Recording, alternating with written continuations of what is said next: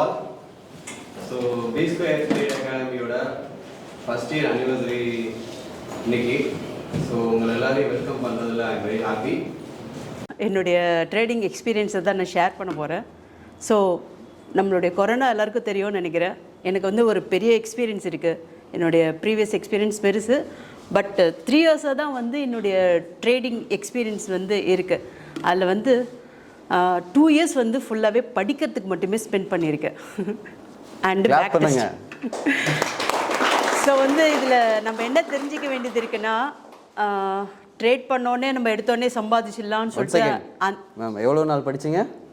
ஒரு ஸ்டூடெண்ட் உள்ளே வரப்போ தெரிஞ்சு போயிடும் அவங்களோட கமிட்மெண்ட் என்ன, அவங்களோட டிசிப்ளின் என்ன. சார் எனக்கு வந்து காசு முக்கியம் இல்லை, எனக்கு சொல்லிக் கொடுங்க. அங்கேயே ட்ரிகர் ஆவேன் நான், இவன் தாண்டா சீக்கிரமாக செட்டில் ஆவான்னு சொல்லி எல்லாருக்குமே சொல்லிக்கிறேன். ஓகேவா?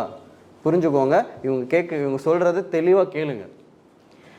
ஸோ என்னுடைய ஜேர்னி வந்து 3 இயர்ஸ் தான் டோட்டலாக. படிக்கிறதுக்கு மட்டுமே 2 இயர்ஸ் ஸ்பெண்ட் பண்ணியிருக்கேன். And 1 year complete back test. இப்போ தான் நான் வந்து ஒரு ஃபார்முக்கு வந்திருக்கேன் ட்ரேட் பண்ணுறதுக்கு. ஏன்னா இந்த பேஷன்ஸி வந்து நம்ம ஒவ்வொருத்தருக்குமே கம்பல்சரியாக தேவை. மார்க்கெட்டில் வந்து ஒரு டிசிப்ளின் இருந்தால் மட்டும்தான் நம்மளால் ஒரு ட்ரேடிங் ஜேர்னியில் வந்து ஒரு கன்சால்டேஷன் ப்ராஃபிட்ஸ்லாம் எடுக்க முடியும். எதுலேயுமே ஒரு அவசரம் மாத்திரம் அதெல்லாம் இருக்கவே கூடாது. ஸோ என்னுடைய 4th இன்ஸ்டியூட் வந்து நம்மளுடைய B2STYEAR.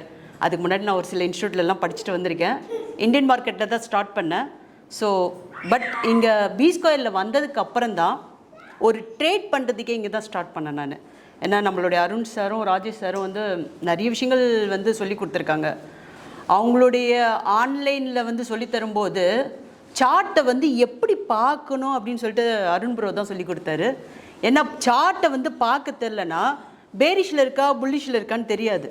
ஸோ அதவே வந்து நம்ம ட்ரேடர் வந்து கற்றுக்கணும். சும்மா சார்ட்டை பார்த்தோன்னே வந்து அந்த கேண்டில் வந்து அப்பில் போகும்போது அப்பில் எடுக்கிறது, லோவில் போகும்போது டவுனில் எடுக்கிறதெல்லாம் பண்ணவே கூடாது. ஸோ சார்ட்டு பார்க்குற அந்த கலையை வந்து நம்மளுடைய அருண் சார் தான் சொல்லி கொடுத்தாரு. ஃபர்ஸ்ட் ஆஃப் ஆல் தேங்க்ஸ் உங்களுக்கு. அவர்கிட்ட நான் கேட்டிருக்கேன்.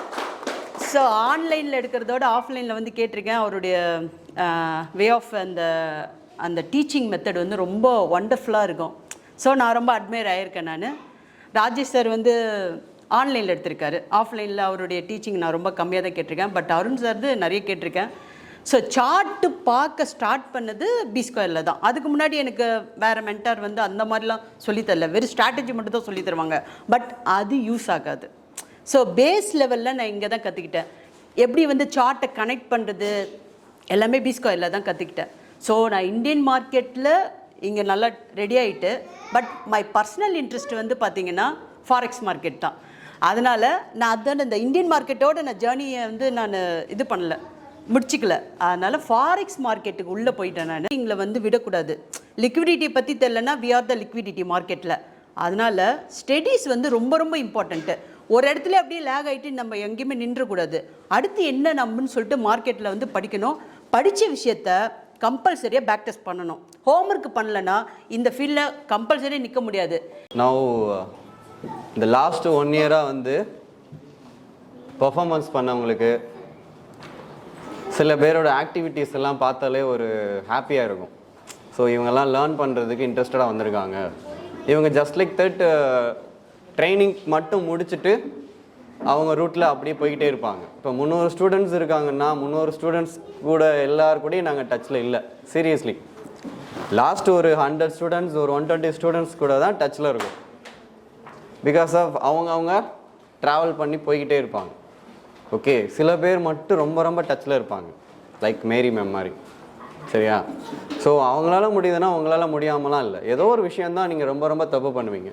ஸோ இந்த லாஸ்ட் இயர் பார்த்ததில் சம் ஸ்டூடெண்ட்ஸை செலக்ட் பண்ணியிருக்கோம். ஸோ நவ் அவங்க எல்லாருக்குமே அவார்ட்ஸ் கொடுக்குறது. சரியா? ஓகே, நீங்கள் கொடுங்க. Thank you so much. Thank you sir. மொழி மேம் பற்றி சொல்லணும்னா சில நேரம் எங்களுக்கு தெரியாதே சொல்லுவாங்க. சீரியஸ்லி எங்களுக்கு தெரியாத சில விஷயங்களே சொல்லுவாங்க. ஓகே, ஐ மீன் இப்போ இந்த 1 இயரில் நாங்கள் நிறையா தான். இப்போ லைவ் ஸ்டார்ட் பண்ணிட்டான். ஒரு 10 டேஸில் ஒரு 6 days 7 days ப்ராஃபிட் தான் பண்ணிகிட்ருக்கான். டெய்லி ரிப்போர்ட் அனுப்புவான். ஓகே, ஸோ நீங்கள் இங்கே இருக்கிற நீங்கள் எந்த அளவுக்கு லைவாக வந்து கற்றுக்குறீங்களோ அந்த அளவுக்கு நல்லது. உங்களுக்குன்னு ஒரு பிளாட்ஃபார்மில் செட்டில் ஆகிட்டிங்கன்னா அப்படியே கேரி பண்ணி கொண்டு போய்கிட்டே போங்க. நீங்கள் கால் பண்ணலாம் கவலைப்பட மாட்டோம், ஓகே தே ஆர் செட்டில்டு. இப்போ மேரி மேம் என்ன லாஸ்ட் 6 months தான் கால் பண்ணிட்டா இருந்தாங்க? இல்லை, சீரியஸ்லி அப்பப்போ டவுட்ஸ் கேட்பாங்க, அவ்வளோதான். ஸோ விக்னேஷ்,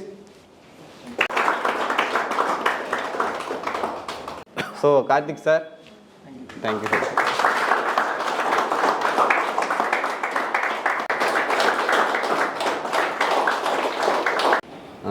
லாஸ்ட் ஒரு 2 months மேலே பண்ணிகிட்ருக்காங்க. பட் சொல்லிக் கொடுக்குற விஷயங்களை கரெக்டாக கேட்ச் பண்ணுறாங்க. தப்பு பண்ணாலும் அதை கரெக்டாக அனலைஸ் பண்ணி திருத்திக்கிறாங்க. ஓகே, ஏன்னா லைவில் தான் கால் எடுக்க சொல்கிறோம். இருந்தாலும் சில நேரங்களில் தப்பு நடக்கிறப்ப அதை புரிஞ்சுக்கிறாங்க. லைவாக ஹேண்டில் பண்ணுற ஸ்கில் இருக்குது. ஓகே, நீங்கள் எந்த அளவுக்கு லைவ் ஹேண்டில் பண்ணுறீங்களோ அந்த அளவுக்கு சேஃபாக